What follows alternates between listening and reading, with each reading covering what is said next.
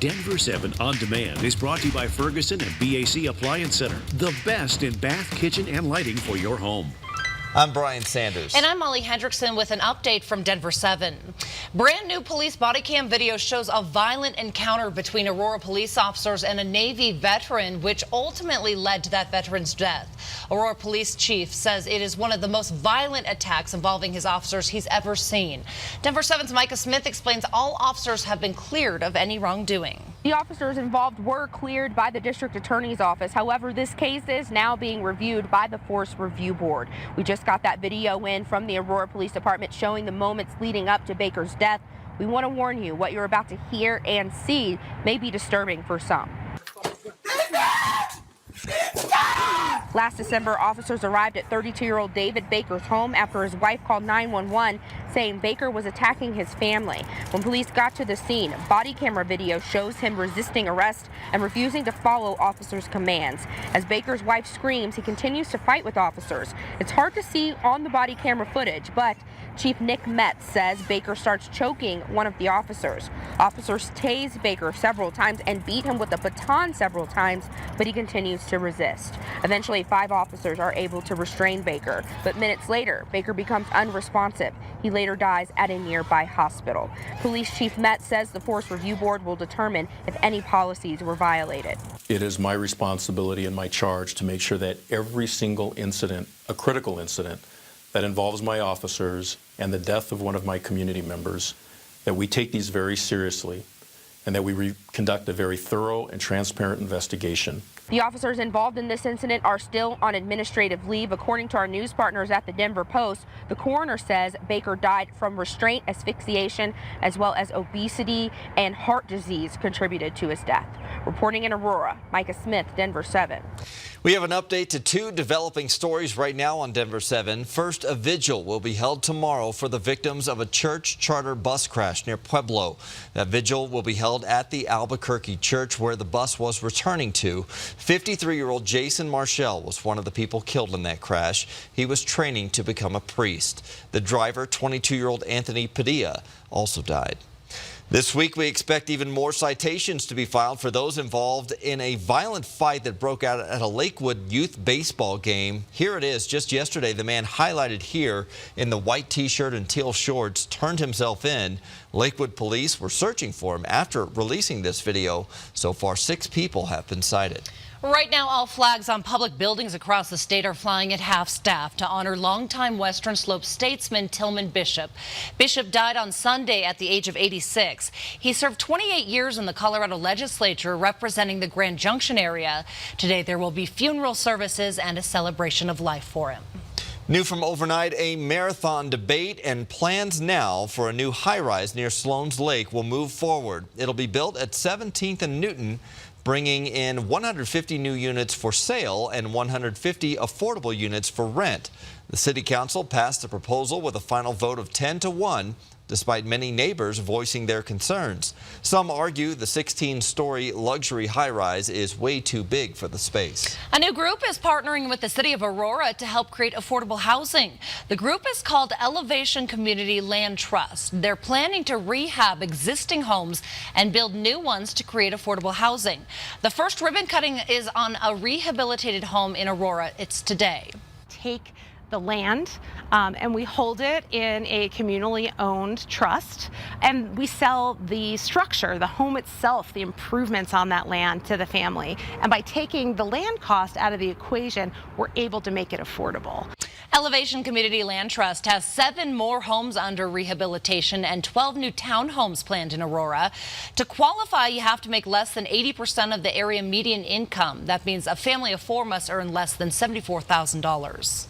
We have an update to 2 decisions made by the Denver City Council last night. First, council members approved a plan for an open space sales tax approved by voters last month. It's a 0.25 sales tax expected to bring in $37 million a year.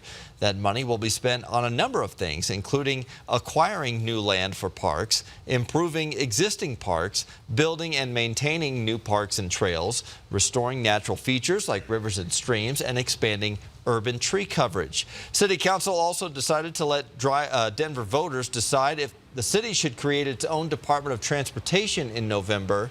If approved, the city would take over public works responsibilities and also be in charge of construction and transportation. Speaking of roads, Colorado has some of the best drivers in the entire country, according to a new report by Allstate. This is a bit of good news as you get ready to head out the door on that morning commute. Denver 7's Nicole Brady shows us which Colorado cities made the list. For this report, Allstate ranked cities based on where you are less likely to get in a crash, and number 7 nationwide, Fort Collins. This is the safest city to drive in Colorado, according to Allstate. You're 16% less likely to have a collision in Fort Collins than the national average. Close behind at number 13 in the country, Colorado Springs. Drivers there are 12% less likely to get in a crash. Other Colorado cities that fared better than the national average, Thornton at number 30 and Lakewood at number 39. Now, as for Denver, not quite as safe. Number 83 in the country. You're almost 14% more likely to get in a crash than the national average. Aurora, though, had the worst statistics for Colorado. They ranked number 92 on the list. Now, there were 200 cities on this list. In case you're curious, the city with the safest drivers, Brownsville, Texas. Meanwhile, the city with the least safe drivers, according to Allstate, is Baltimore, Maryland. According to Allstate, drivers on average are likely to get into some kind of crash about once every decade. Nicole Brady, Denver 7. Well, take a look at these. They're the latest pictures from Trail Ridge Road in Rocky Mountain National Park. These were just taken yesterday, and that road is still closed after fresh snow from over the weekend.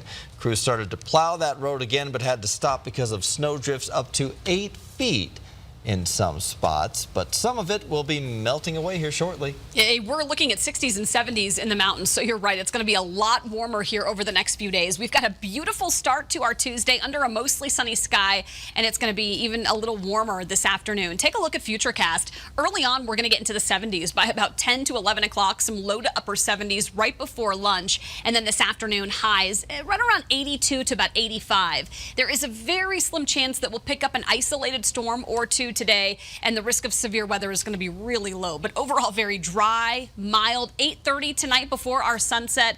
We're in the mid to upper 70s, so another really pretty evening to get out and go for a walk. Early tomorrow morning, it is bike to work day on Wednesday. We're expecting some 60s early on and then some upper 80s tomorrow afternoon. It's again going to be hot and overall very dry statewide. So here on the Super 7 day, expect tomorrow some pretty toasty conditions, a little sweaty as you're heading home if you are biking to work, and watch out for all those bikers if you're driving. We'll be in the 60s early on, within those 80s, and hot and dry statewide.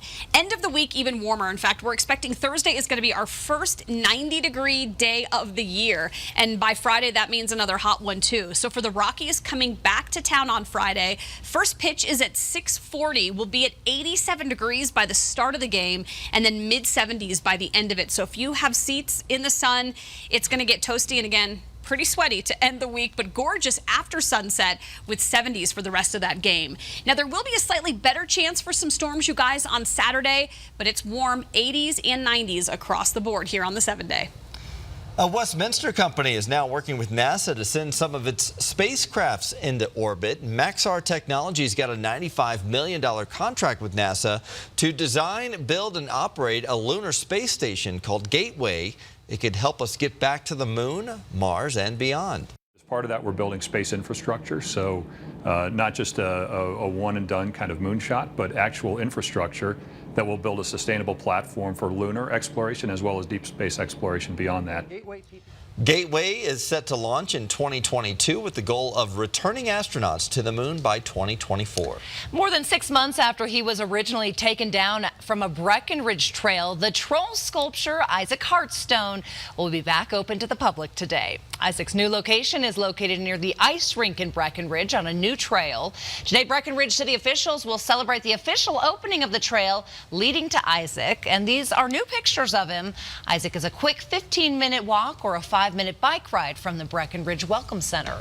Today, tickets go on sale for the massive Monet exhibit coming to the Denver Art Museum. With more than 120 paintings, it's billed as the most comprehensive collection of the painter's work in 20 years. That exhibit opens in October and runs through February. Tickets go on sale at 10 a.m. on the Denver Art Museum's website. Thanks for watching this Denver 7 Now update. Check back here later today for another update and download the free Denver 7 app for breaking news and alerts. Have a great day.